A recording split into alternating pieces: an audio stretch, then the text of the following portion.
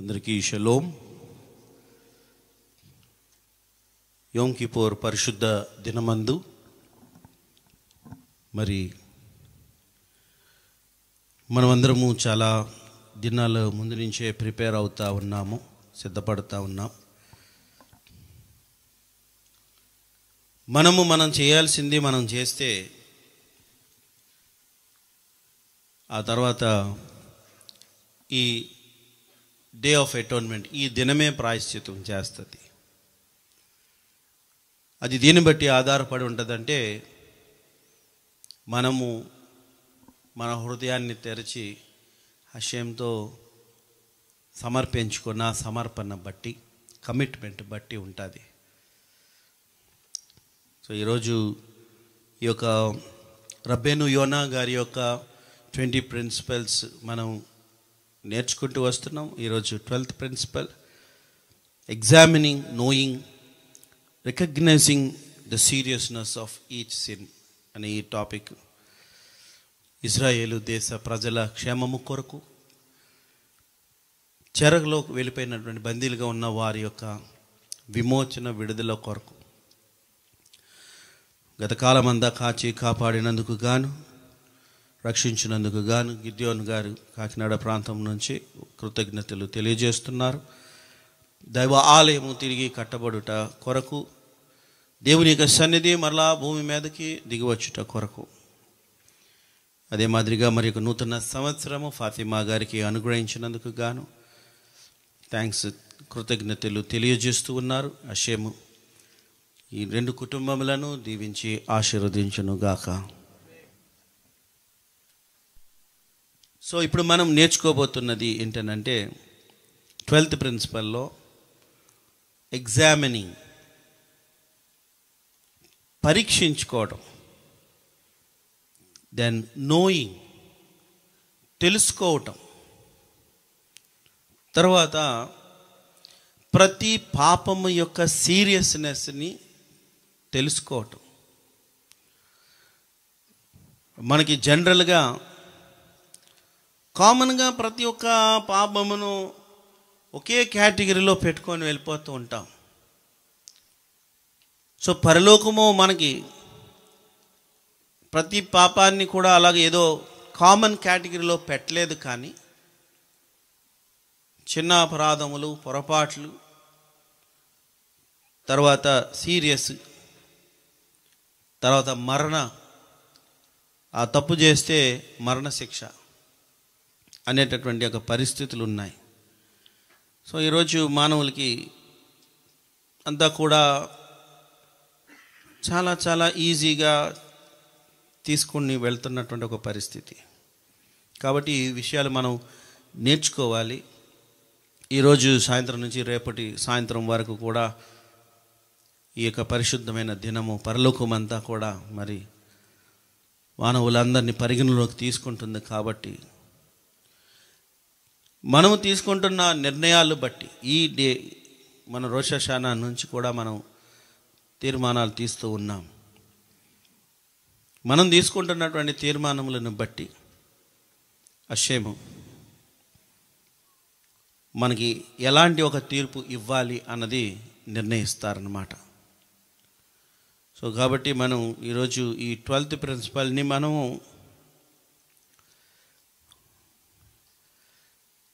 కొన్ని విషయాలు నేర్చుకుందాం. సో రబ్బేను యోనా గారు ఏమంటున్నారంటే, ఏ అపరాధం చేస్తే కొరడా దెబ్బలు, ఏ అపరాధం చేస్తే మరణశిక్ష,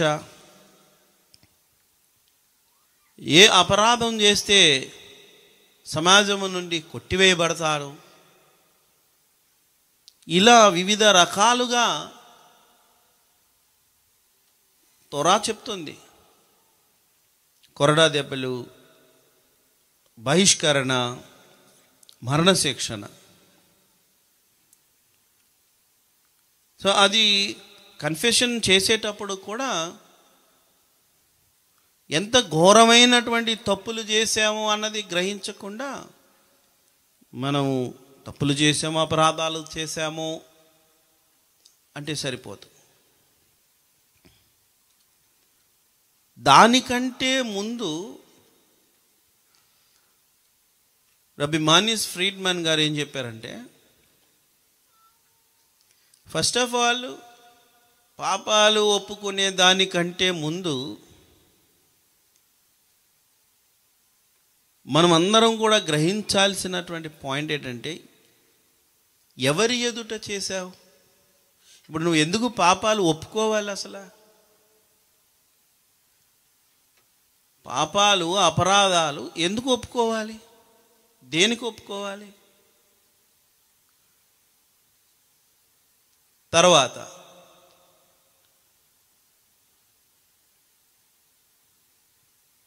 ఎవరి ఎదుట చేశావు?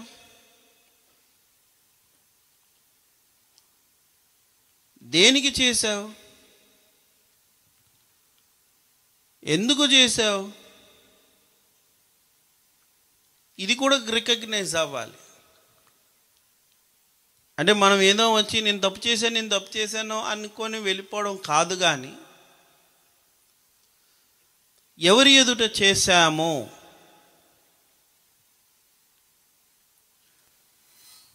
ఇది గ్రహించాలంటే దానికంటే ముందు ఇంకా కొంచెం ముందుకు వెళ్ళి దేవునితో ఒక రిలేషన్షిప్,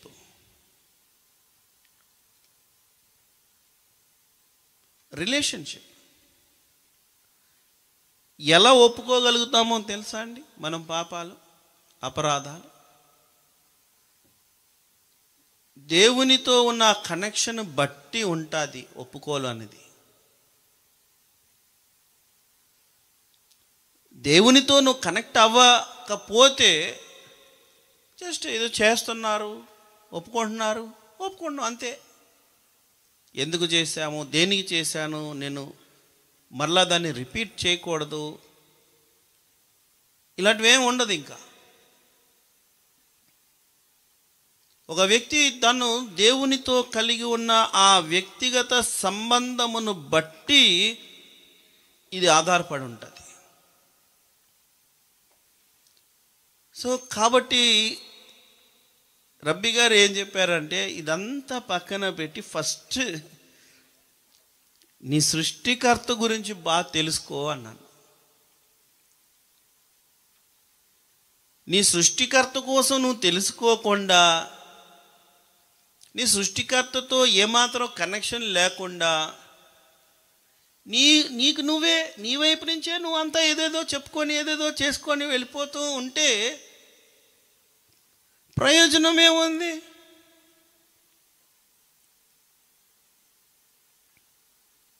సో అది చెబుతూ ఏమన్నారంటే, దేవుడు సర్వోన్నతుడైన దేవుడు అసలు మనం ఎవరో రాకమునుపు, భూమి ఇదంతా రాకమునుపు ఎందుకు చెయ్యాలి అని అనుకున్నారు? For what? దేనికి చెయ్యాలి అని అనుకున్నారు? సో దాట్ ఆయన చేసిన సృష్టి ఆయనను గుర్తించి, ఆయనను గ్రహించి, ఆయన ఎదుట ఆయన ప్రసన్నతలో ఆయనతో ఆయన యందు ఆనందిస్తారని.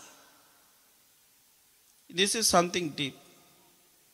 మనం అందరం చాలా we're all away, there is no connection, no understanding of God. మనం అంతే, మనకి ఎలాగ వెళ్తే అలాగ వెళ్ళిపోతున్నాం అంతే, ఎలాగ అనిపిస్తే అలాగ వెళ్ళిపోతున్నాము. ఇవన్నీ కూడా ఒక సాంగ్యంగా ఒక చేయాలి, ఆరాధన చేయాలి, ఇది చేయాలి, అది చేయాలి అని చెప్పి వచ్చి అట్లా ఆరాధన చేసుకొని వెళ్ళిపోవడం. ఈరోజు పాప ప్రాయశ్చిత్తార్థ దినం కాబట్టి ఒప్పేసుకొని వెళ్ళిపోదాం. ఇలాగే గడప దాటి అలా బయటికి వెళ్ళిపోగానే ఈరోజు ఇలా దాటగానే యూఆర్ బ్యాక్ టు నార్మల్.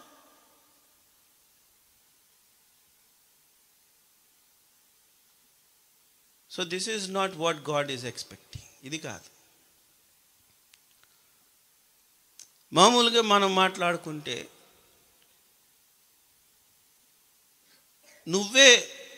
నువ్వే దేవుని యొక్క స్థానంకు వచ్చి ఆలోచించు. ఒక అందమైన పెట్టెను నువ్వే తయారు చేసావు అనుకో, మంచి అందమైన పెట్ట, లేకపోతే ఒక అందమైన ఒక పావురం. అది నువ్వు తయారు చేసి అది నీ చుట్టూ ఉండాలని అది ఎగురుతుంటే నువ్వు చూసి ఆనందపడుతూ సంతోషిస్తూ,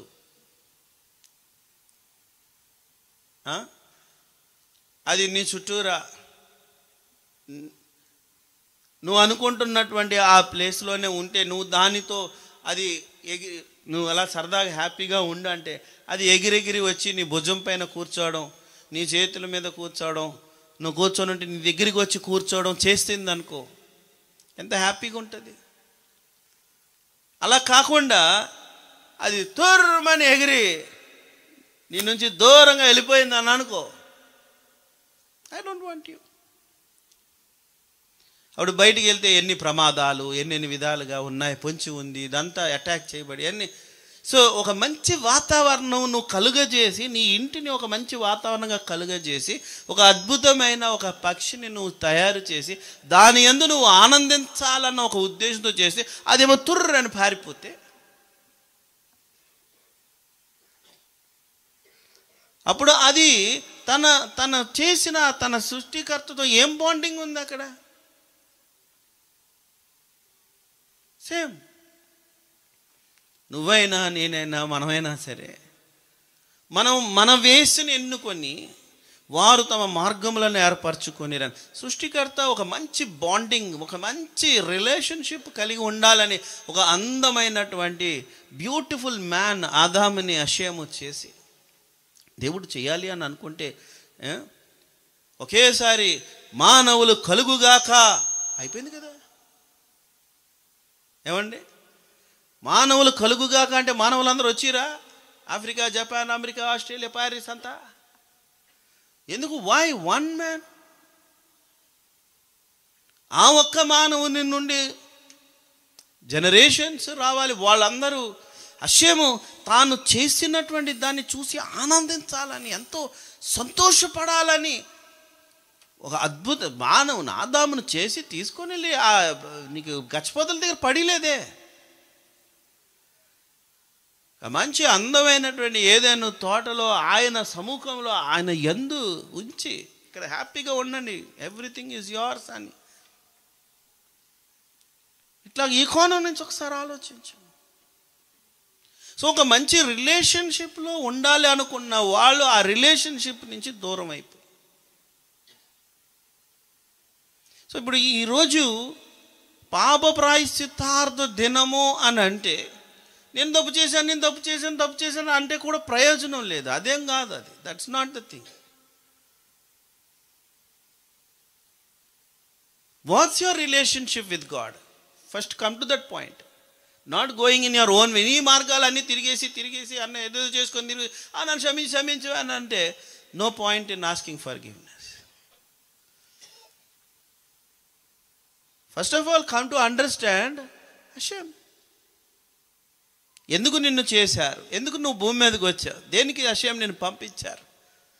ఎలాంటి ఒక సంబంధం కలిగి ఉండాలని ఆయన ఇప్పుడు ఇందాకలా మనం నీ ఎదుట పాపము చేశాను, నీ ఎదుట అంటున్నాం చూడండి, హషేమ్ ఎదుట.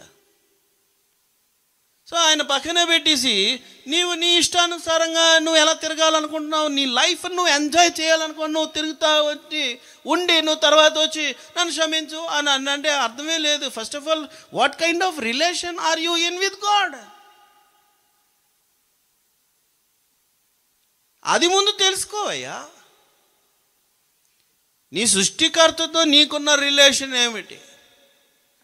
ఆ రిలేషన్ ఏమిటి అన్నది నీకు తెలియలేనంత వరకు నీకు ఈ దినము లేకపోతే ఇంకే దినములైనా సరే అది ఏ కనెక్షన్ ఉండదు, జస్ట్ నామినల్గా ఉంటుంది అంతే. అందుకనే చాలా సందర్భాలలో తోరాలు అంటారు, first know your God, seek him. ఇర్మియా గ్రంథంలో ఆయన ఏం చెప్తారు? భూమి మీద సమస్త కార్యాలు జరిగించువాడను నేనే అని పరిశోధించి తెలుసుకొనుట యందు అని అంట. మనము ఈ ప్రపంచంలో ఏదేదో తెలుసుకోవాలన్న తాపత్రయం ఆరాటం పడిపోతున్నామే కానీ నిన్ను చేసిన నీ సృష్టికర్త గురించిన అవగాహన తెలుసుకుందాం, చదువుదాం అన్నది ఏం లేదు. మానవుడు తయారు చేసేసిన పుస్తకాలన్నీ తెల్లవారు లేస్తే రాత్రి వరకు ఫిజిక్స్, ఆ కెమిస్ట్రీ, ఆ బయాలజీ, ఆ ఇంగ్లీష్, ఆ లిటరేచర్, మళ్ళీ వాళ్ళు ఎవరెవడు ఏటేడు చెప్పాడో ఆ పేర్లు చెప్పి చెప్పి చెప్పి కంఠస్థ చేసి చేసి చేసి వాళ్ళ పేర్లు వల్లించుకొని జీవితం అంతా ఇదేనా? నిన్ను చేసిన నీ సృష్టికర్త గురించి చదవడం మానేసి ఎవరెవరో ఏదేదో పుస్తకాలు చేసి చదువులు అని దాన్ని చదువుకొని కూర్చున్నావు. అసలు ఏమైనా అర్థం ఉందా? Instead of knowing your creator ఇదంతా చేసేసి మళ్ళీ పైపెచ్చు తిరిగి ఏమంటావు తెలుసా? దేవుడికే తిరిగి చెప్పేస్తాడు. మా వాడు ఎగ్జామ్కి వెళ్తున్నాడు, పాస్ అయ్యేటాడు చూడు, మా వాడు ఇంటర్వ్యూకి వెళ్తున్నాడు, ఉద్యోగం వచ్చేటాడు చూడు.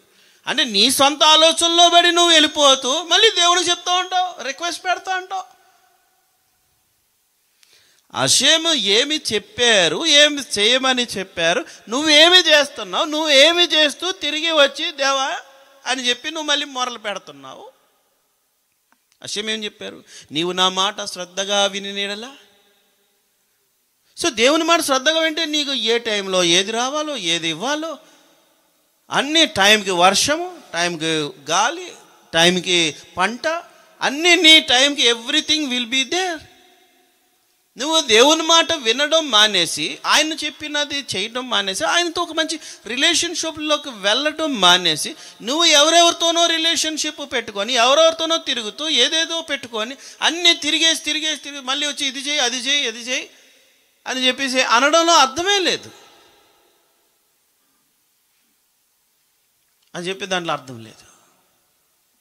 సో ఫస్ట్ అందరూ కూడా ఈ కొత్త సంవత్సరంలో నీ సృష్టికర్త ఎవరు అన్న దాని మీద వెళ్ళండి. Try to know whom you are serving. అసలు నువ్వు సేవ చేస్తున్న దేవుడు ఎంతటి వాడో, ఎంత గొప్పవాడో, ఎంత అధికుడో, ఎంత ఉన్నతమైన వాడో నీకు తెలియదు. You don't know him. నీ రాజు ఎట్టివాడో నీకు తెలీదు. First try to understand him. ఆయనను అవగాహన చేసుకున్నావు అనుకో, అప్పుడు నీకు రోమాలు నిక్కుపరుచుకొని నడుస్తూ ఉంటావు. ఫస్ట్ ఆఫ్ ఆల్ ఆ కనెక్షన్ లేదు కాబట్టి, ఇప్పుడు మామూలుగా సాధారణంగా స్ట్రిక్ట్ పేరెంట్ ఉన్నారని అనుకో, నాన్న బండి సౌండ్ అల్ల అక్కడ వినిపించింది అనగా టంగమని ఇక్కడ ఎంత అటెన్షన్ అయిపోతాడు. మేమందరం అలాగే పెరిగాం. మా నాన్నగారు బాగా స్ట్రిక్ట్గా పెంచారు. మా నాన్నగారు బండి వస్తుంది అని అంటే అలా వీధి చివరిన బండి సౌండ్ వింటే ఇక్కడ అందరూ అలర్ట్ అయిపోతారు, సైలెంట్, ఎక్కడ వాళ్ళు అక్కడ.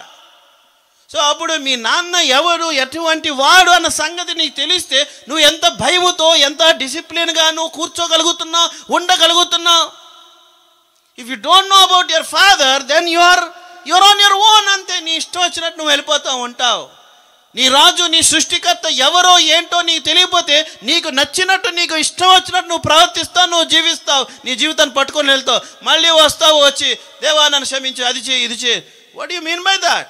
When you don't have a proper relationship with him, you don't know who he is. ఆయన ఎవరు, ఎటువంటి వారు, ఆయన రాజరికం ఏమిటి, ఆయన రాజ వైభవం ఏమిటి, ఆయన మహిమ ఏంటి, ఆయన భీకరత్వం ఏంటి, సార్వభౌమాధికారం ఏమిటి, అవి ఏవి నీకు ఏమీ తెలియకుండా అలాగే వచ్చి మొగట ఆరోపించండి, మమ్మల్ని కరుణించండి, మమ్మల్ని what is this? This no meaning.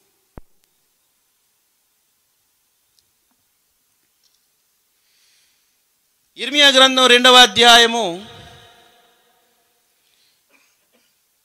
23వ వచనం. ఇర్మియా గ్రంథం 2:23. ఇర్మియా ప్రవక్త ద్వారా హషేం చెప్తున్న మాట ఏంటో తెలుసా? How can you say I'm not polluted, I have not gone after the Baalim. నేను అపవిత్రత నొందిన దానను కాను అని ఎలా చెప్తాను? బయలుదేవతలు అనుసరించి పోవు దానను కాను. అని నువ్వు ఎట్లా అనుకుంటావు? నేను బాగానే ఉన్నాను, బాగానే నడుస్తున్నాను. This is what Israel was thinking. ఇర్మియా గారి కాలంలో అంతా మీరు ఇర్మియా ప్రవక్త యొక్క పుస్తకం చదివినట్లయితే అందులోని బెన్ హిన్నోమ్ గురించి చెప్తారు. బెన్ హిన్నోమ్ లోయ, వధలోయ. ఏమిటి అని అంటే ఇజ్రాయేలు ప్రజలు తమ యొక్క పిల్లల్ని తీసుకొని వెళ్ళి బలులు అర్పించేవారు. ఏంటి నీకేం కనిపించట్లేదా? అందుకే అంటున్నారు, లోయలో నీ మార్గమును చూడు, ఏం చేస్తున్నావు.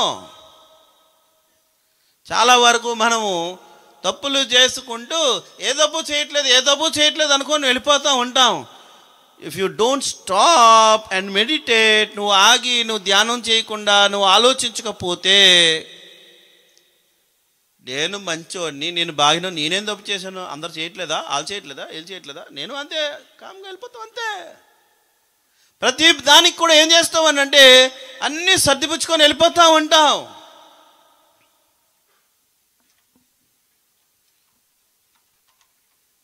సో దీన్ని మనం ఒకసారి ఆలోచిద్దాం. Israel claims innocence. ఇజ్రాయెల్ ఏమో నేనేం చేయట్లేదు అని అంటుంది, ఐ హ్యావ్ నాట్ సిన్డ్. అప్పుడు హషేము తన రిప్లై ఏంటి ఇజ్రాయేల్కి అని అంటే, లోపలికి వెళ్ళి చూడు ఒకసారి, లుక్ డీపర్. మనం కూడా పైపైన చూస్తుంటే మనకి ఏం కనిపించదు, మనకి ఏమీ కనిపించదు. We think we're fine, we're good. Look deeper at your path, especially in the valley of Ben Hinnom. నీ పిల్లల్ని తీసుకొని వెళ్ళి అర్పించినటువంటి అర్పణలు లేవు, నీకు కనిపించలేదా? ఒకవేళ మీరు అనుకోవచ్చు ఏమని అనుకోవచ్చు అంటే, అవును కదా, అంత ఘోరంగా అంత లోయలోకి వెళ్ళి పిల్లల్ని తీసుకొని వెళ్ళి బలి వేస్తుంది, అంతా వాళ్ళకి ఆ మాత్రం తెలియలేదా అని అంటే, అప్పుడున్న కాలానికి అప్పుడున్న స్థాయికి ఈరోజు నీకెలాగా అబద్ధాలు ఆడడం పెద్ద విషయం కాదో వాళ్ళకి కూడా అంతే. అప్పుడు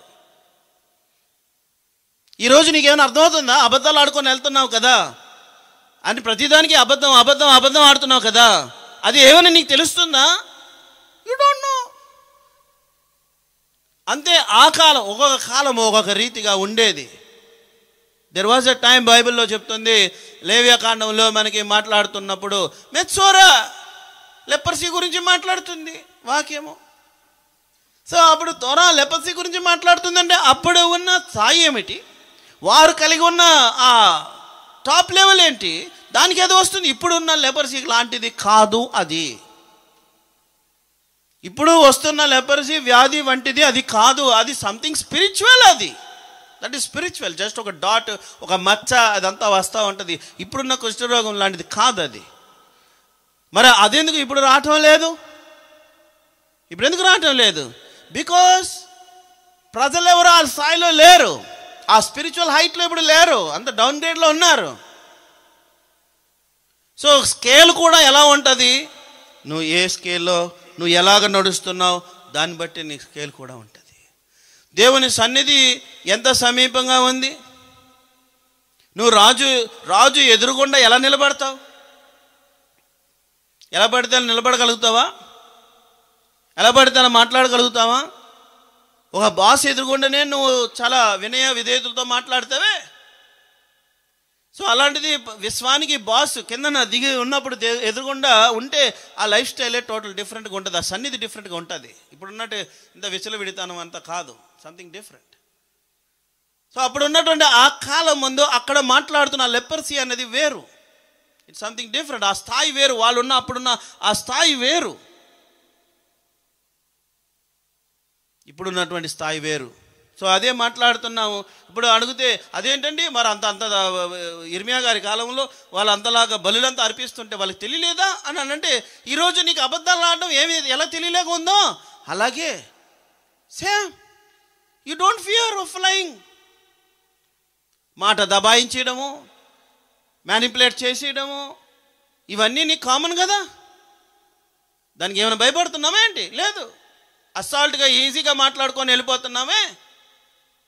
సో అదే అంటున్నారు, అక్కడ ఆ కాలంలో ఆ మాట, ఇప్పుడు ఈ కాలంలో ఈ మాటలకు నువ్వు స్పందించు. నీకేం లేదులే అని అనుకోవడం కాదు, కానీ నాకు చూడు, నేనేం చేయలేదు, నేనేం చేయటం లేదు, ఐఎమ్ ఫైన్ అని నువ్వు అంటున్నావు కదా. ఎన్నెన్ని విధాలుగా నీ నాలుకతో మోసం, మాయ, అబద్ధం చెప్తున్నావు. నీతి ఎంతవరకు నీ నాలుకలో నీతి ఉంది, ఎంతవరకు నీ నాలుకలో యథార్థత ఉంది?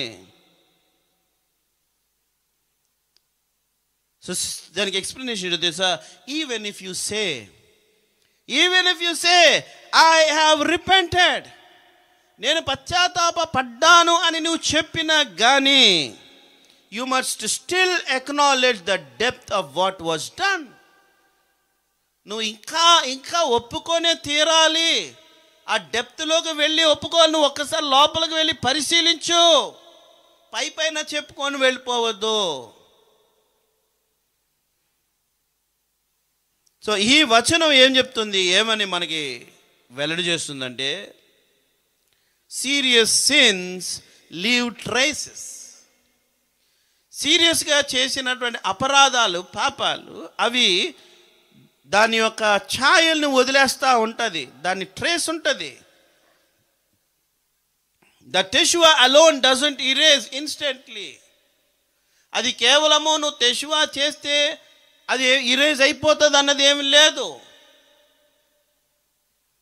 మరి they require purification through life challenges. బాగా హృదయం తెరుచుకొని వినండి ఒకసారి. సేజీసు మనకి ఏం చెప్తారో తెలుసా? 3 రకాలుగా ఉన్నాయి అపరాధాలు. లైట్ సిన్, గమారాలో చెప్తున్నారు, light sins, serious sins, graver sins. 3 types. Light sins ఏంటి? చిన్న తప్పులు. చిన్న తప్పులు అంటే ఏంటి మన దృష్టిలో? అసలు ప్రతి ఒక్కరికి వారి వారి హృదయంలో, వారి తలంపుల్లో వాళ్ళు ఏమనుకుంటున్నారో అదే చిన్న తప్పు. అంతేగా, పెద్దవి చేసేసి కూడా అది పెద్ద కాదు అన్నట్టుగా ఉంటారు. నో, గమారాలో ఏం చెప్తున్నారంటే, చెయ్యాల్సినవి చెయ్యకపోవుట అన్నది లైట్ సిన్. ఏదైతే నువ్వు చెయ్యాలి, హషేం చెప్పారు పాజిటివ్ కమాండ్మెంట్స్, ఇది చేయండి, ఇది చేయండి, అది చెయ్యకుండా ఉండుట అనేది లైట్ సిన్. దీనికి పశ్చాత్తాప పడితే సరిపోతుంది, టెషువా చేస్తే సరిపోతుంది. నేను చెయ్యాల్సింది చెయ్యలేదు. And number 2, serious sins. What is this serious sin? Violating prohibitions. ఏదైతే అషేము వద్దు వద్దు వద్దు అన్నారో ఇవి సీరియస్ సిన్స్. ఇంటింటా కొండెములు ఆడుకొని వెళ్ళొద్దు, అబద్ధములు ఆడొద్దు, నీ పొరుగువానికి హాని చెయ్యొద్దు, గుడ్డివానికి అడ్డము వెయ్యొద్దు. All these things second category serious sins. ఈ రకమైనటువంటి అపరాధాలకి పశ్చాత్తాపముతో పాటు యోమ్ కిపోర్ డే యాడ్ అవ్వాలి. అప్పుడు యోమ్ కిపోర్ కూడా ఏం చేస్తుంది? ప్రాయశ్చిత్తం చేస్తుంది. ఓన్లీ టెషువా పనిచేయదు. Teshuva and Yom Kippur. Number 2. What is number 3? Graver చాలా ఘోరమైన పాపాలు. దోస్ అవేంటి? Death penalties, cut off from the community, karet అంటారు. సోల్ కట్ ఆఫ్ అయిపోతుంది, డెత్ పెనాల్టీ. 3వది. దీనికి టెషువా, యోమ్ కిపోర్. 3వది సఫరింగ్. టెషువా చేయాలి, యోమ్ కిపోర్కి ప్రాయశ్చిత్తం జరగాలి, ఆ తర్వాత చేసినటువంటి ఆ గ్రేవ్ సిన్కి సఫరింగ్ పొందాలి. అప్పుడు అది పరిహారం అవుతుంది. కొన్నిటికైతే ఏకంగా డైరెక్ట్గా మరణమే దానికి శిక్ష. సో నోహైడ్స్గా మనకి ఇవ్వబడిన 7 ఆజ్ఞల్లో 6 commandments are grave sins, death penalty. 6 ఆజ్ఞలు డెత్ పెనాల్టీ. మనకి వర్తించేది నేను చెప్తున్నా. అందులో ఏది నువ్వు అతిక్రమం చేసినా మరణ శిక్ష. సో తర్వాత లాస్ట్ అండ్ ఫైనల్ ఏంటంటే Chillul Hashem. What you mean by Chillul Hashem? Hashem నామాన్ని అమంగళపరచడం, డిసిక్రేట్ చేయడం. ఓన్లీ డెత్ విత్ యెషువా, దానికైతే మరణశిక్ష పశ్చాత్తాపంతో, లేకపోతే అది లేదు. ఫుల్ అటోన్మెంట్ అయితే జరగదు. So this is what the sages distinguish between lighter sins, heavier sins, graver sins. So lighter sins అంటే చెయ్యాల్సినవి చెయ్యకుండా ఉన్నవి పశ్చాత్తాప పడితే సరిపోతుంది. సీరియస్గా ఉన్న సిన్స్ ఏవైతే నెగిటివ్ ప్రాహిబిషన్స్ ఏదైతే దేవుడు వద్దు వద్దు వద్దు వద్దు అని చెప్పారో దానికి మరణశిక్ష కాదు. బట్ అలాంటివి చేసినప్పుడు పశ్చాత్తాప పడాలి, యోమ్ కిప్పూర్ కూడా అటోన్మెంట్ చేయాలి. అప్పుడు అదికి పరిహారం అవుతుంది. మూడవది గ్రేవర్ సిన్స్, చాలా సీరియస్ మరణకరమైనటువంటి అపరాధములు. దానికి పశ్చాత్తాపం అవసరం, యోమ్ కిప్పూర్ అవసరం. తర్వాత దాంతోపాటు సఫరింగ్. ఎందుకు మనం సఫరింగ్ అవుతున్నాం? చాలా వరకు ఎందుకు సఫరింగ్స్, ఎందుకు కష్టాలు, ఎందుకు బాధలు? కారణం ఏమిటి అని అంటే because of all these things. వీటన్నిటిని బట్టి. సో ఇప్పుడు పరిస్థితి ఏమిటి అని అంటే ఇదంతా కూడా యోమ్ కిప్పూర్ దినమందు సస్పెండ్ అయి ఉంది, వెయిటింగ్లో ఉంది. నువ్వు ఏ రీతిగా ఇప్పుడు పశ్చాత్తాప పడతావు?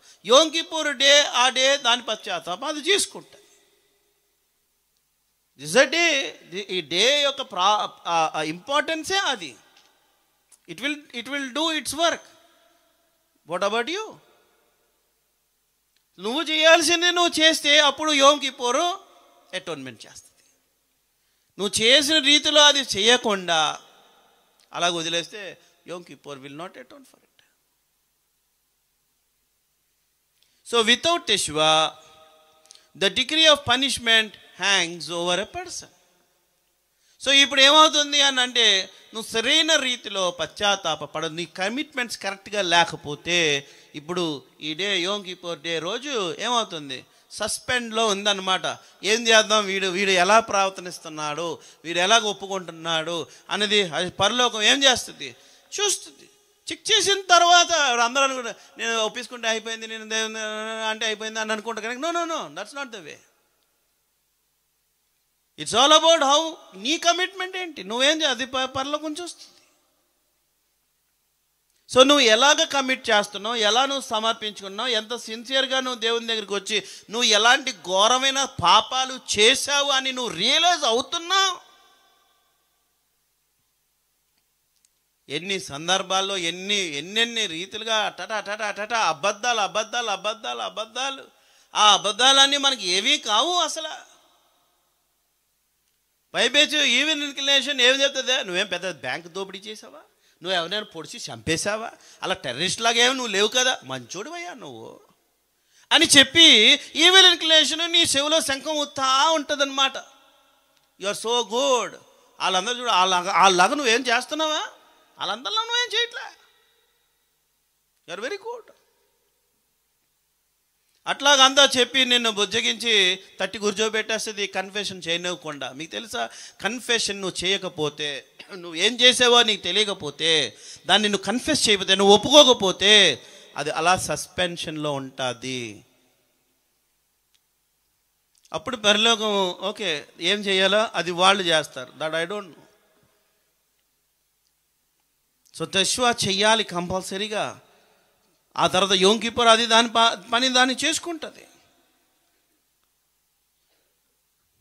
So Hashem says with Teshuvah and Yom Kippur, Hashem says, I will not carry out the punishment now. Punishment అనేది ఇప్పుడు ఏం చేయను, ఇది జరగని, ఇది అవని, ఇది దాటిని, ఒక్కొక్కరు ఏమేమి చేశారో చూడండి. Let us see what they have done. అప్పుడు ఏం చేద్దాం అనేది మనము డిసైడ్ చేద్దాం. దట్ మీన్స్ ఇప్పుడు ప్రస్తుతానికి you are spared from immediate judgment. నీకు ఇప్పుడు స్పేర్ చేస్తుంది. But the account is not yet fully settled. ఇది ఫుల్గా సెటిల్ అయిపోలేదు. మరి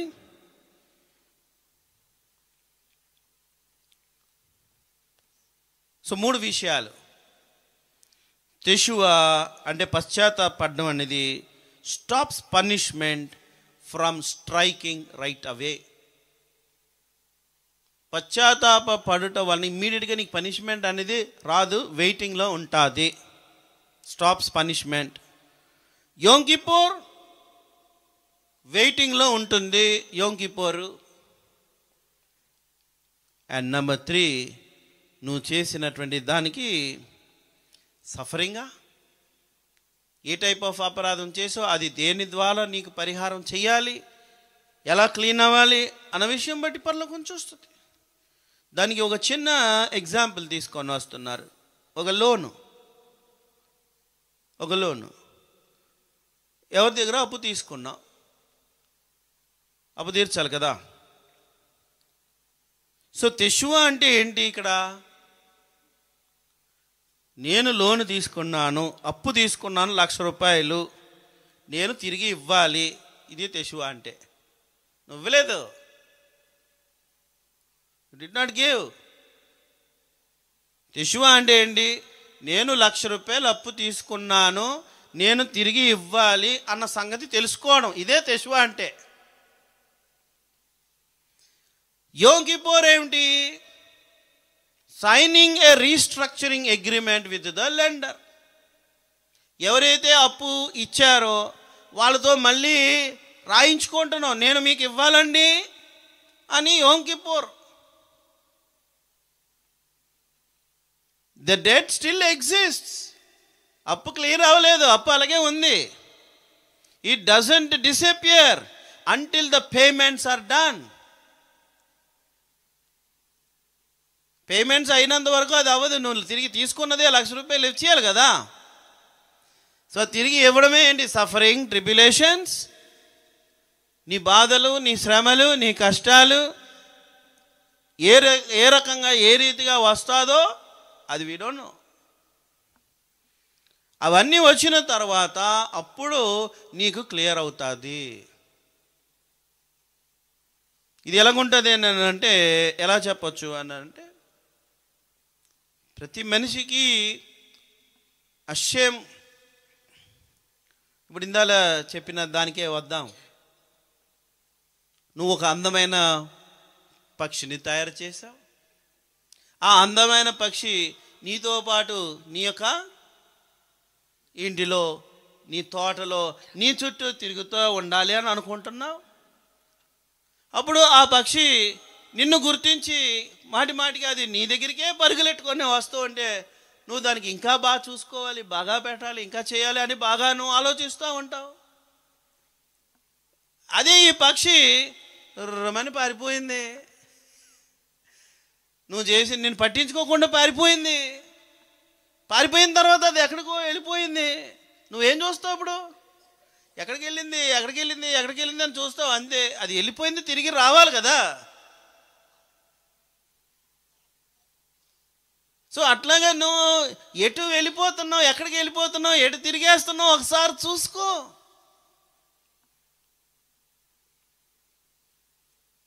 you to come back to that relation. So నువ్వు ఏంటి మిస్ అయ్యావు, ఏంటి ఇది అవుతున్నావు అన్నది ఒకసారి చూసుకో. నువ్వు ఎక్కడికో వెళ్ళిపోయి బయటికి వెళ్ళిపోయి నా ఇష్టం, I want to be on my own, నీకు నాకు సంబంధం ఏంటి?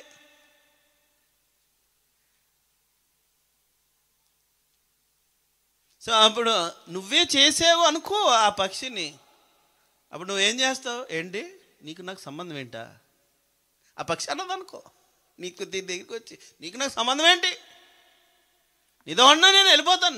నువ్వు చేసావు, నువ్వు తయారు చేసావు, నువ్వు ప్రాణం పెట్టావు, నువ్వు చాలా వర్కౌట్ చేసావు, చాలా శ్రమించావు, you done all the things and you brought to life. ఏదో చేసి నువ్వు తీసుకొని అది వచ్చి ఏంటి నీకు నాకు సంబంధం, నేను ఇష్టం వచ్చినట్టు వెళ్తాను పట్టి ఏటుకొస్తున్నాను ఏటుకొస్తున్నాను నీకు నాకు సంబంధం ఏంటండి, నిన్ను ఎందుకు చేశాను నేను, నువ్వేటి మాట్లాడుతున్నా. Think about that. So sages ఏమంటున్నారంటే ఆ పనిష్మెంట్ అనేది చాలా హార్ష్గా ఏదో కఠినంగా మీకు కనిపించవచ్చు, కానీ అది హార్ష్నెస్ కాదు, అది దేవుని దయయే. అది దేవుని దయయే. ఇది అర్థం అవ్వాలంటే చాలా టైం పడుతుంది. ఇది ఈ లెవెల్లో ఇప్పుడు అర్థం అవ్వదు. అది దేవుని దయ అని అలాగా అన్నది అర్థం అవ్వదు. అది పనిష్మెంట్లా కనిపిస్తుంది. It's not punishment, but it's the mercy of God. Better to be cleansed here. ఇక్కడే నువ్వు క్లెన్స్ అయిపోవడం మంచిది, ఇక్కడే శుద్ధి అయిపోవడం మంచిది. ఇక్కడే నువ్వు మళ్ళీ పైకి వెళ్ళి ఇంకొక వేదన బాధ వేరే సెక్షన్లో వెళ్ళి ఇంకా ఏదో పడాల్సింది కన్నా ఇక్కడే అయిపోతే ఆ పనిష్మెంట్ క్లియర్ అయిపోతావు. సామెతల గ్రంథం 3:12 తండ్రి తనకు ఇష్టుడైన కుమారుని గద్దించు రీతిగా అషేము తాను ప్రేమించు వారిని గద్దించును. నీపై గద్దింపు వచ్చిందా, నీకు ఒక శిక్ష వచ్చిందా, గాడ్ ఈజ్ లవింగ్ యూ. అషేము నిన్ను ప్రేమిస్తున్నారు కాబట్టి నీకు గద్దింపు వస్తుంది. అషేము నిన్ను ప్రేమిస్తున్నారు కాబట్టి ఈ యొక్క డే ఏంటో నీకు అర్థమవుతుంది. బయట ఏముంది, what about the outer world, can you see that ఎలాగుంది? రేపంతా హడాహుడి పండగ. So they have their own way of setup. కానీ వాళ్ళందరికంటే గొప్ప వాళ్ళం అని కాదు. That doesn't mean that. Only is mercy, only is grace. మనం కూడా ఒకానొకప్పుడు అలాగే ఉన్నవాళ్ళము, అలాగే చేసిన వారము, అలాగే జీవించిన వారము. ఆయన కృపను బట్టి మన నేత్రాలు ఓపెన్ అవ్వడం బట్టి సృష్టికర్తను నువ్వు గ్రహించగలిగిన ఎంతో కొంత గ్రహించావు కాబట్టి నువ్వు ఇట్టి సమయానికి ఇట్టి స్థలానికి ఈరోజు నువ్వు రాగలిగావు.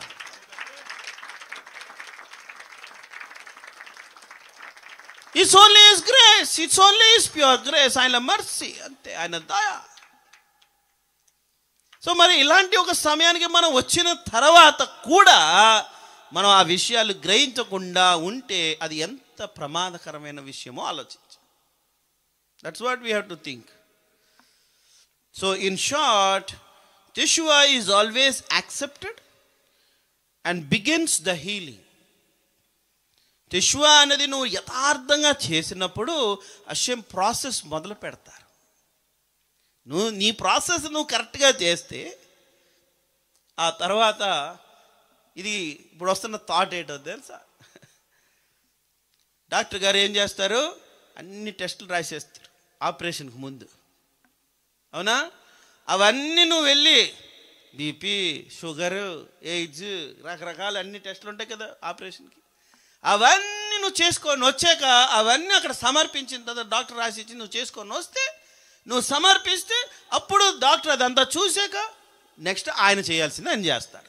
దానికంటే ముందు నువ్వు చేయాల్సింది నువ్వు చేయాలి. Yeshua is that.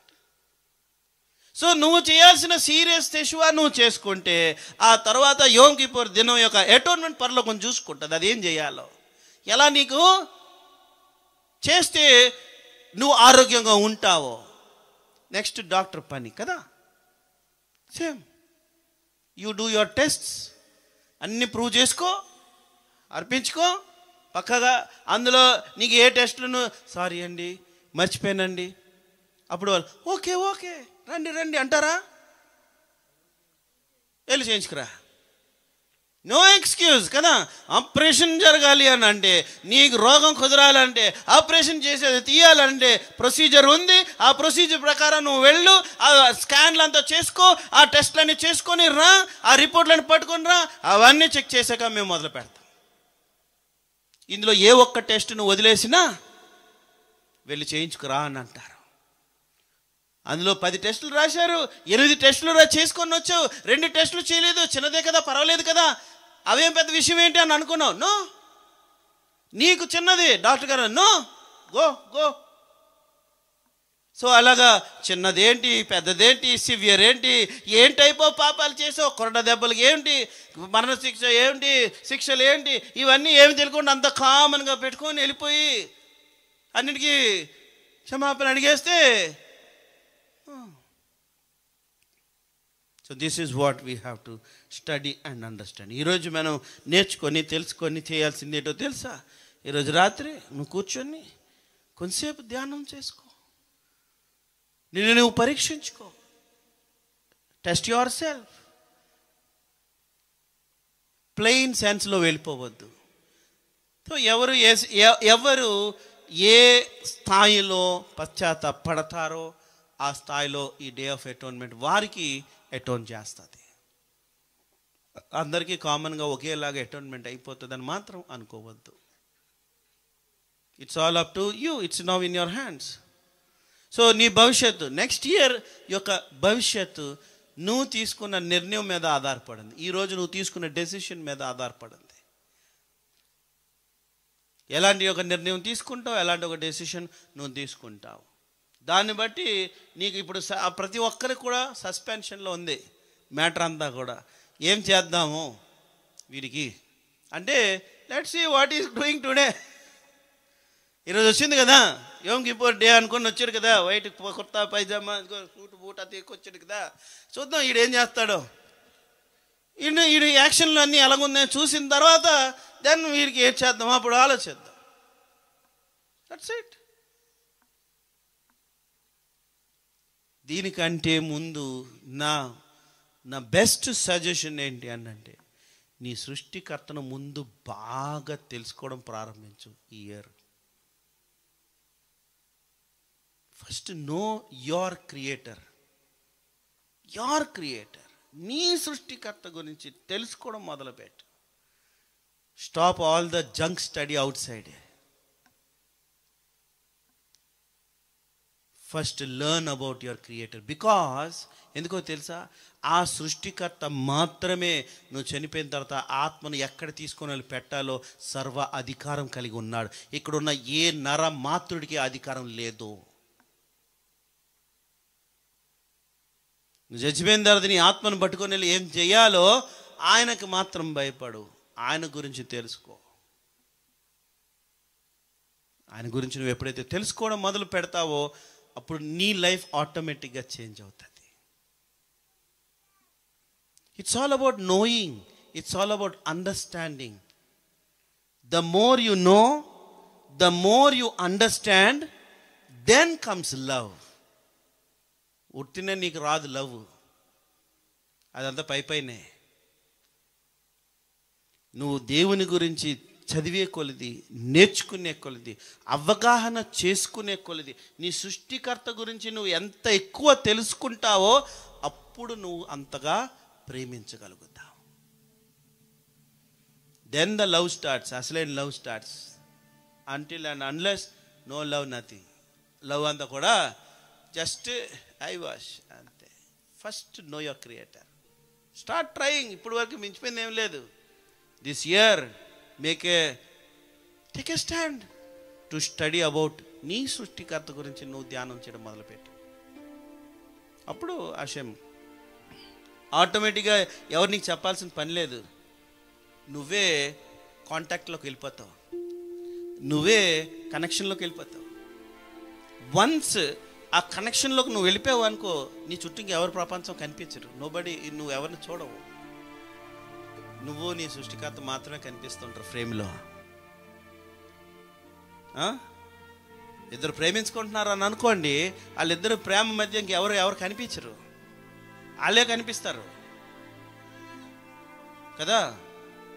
సో నీ సృష్టికర్త గురించి నువ్వు ప్రేమలో పడడం మొదలుపెట్టావు అనుకో, ఎవరు నీకు కనిపించరు ప్రపంచంలో. నోబడి.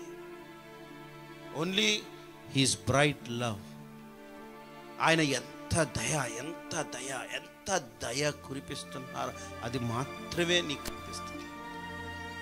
అప్పుడు నువ్వు ఎక్కువ ప్రేమించగలవు. అప్పుడు ఆ ప్రేమలో నుంచి నువ్వు కనెక్షన్లోకి వెళితే కదా నీ లైఫ్ ట్రాన్స్ఫార్మ్ అయ్యేది. ఆ లవ్ ఏం చేస్తుంది అంటే నేను ట్రాన్స్ఫార్మ్ చేస్తుంది, ఆటోమేటిక్గా నేను ట్రాన్స్ఫార్మ్ చేస్తుంది. ఇవేమీ లేకుండా ట్రాన్స్ఫర్మేషన్ అయిపోవడం అనేది అది ఉత్తి మాట.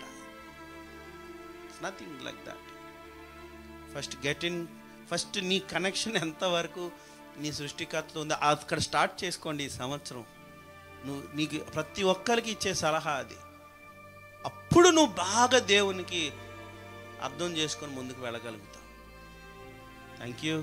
ఉదారాబా.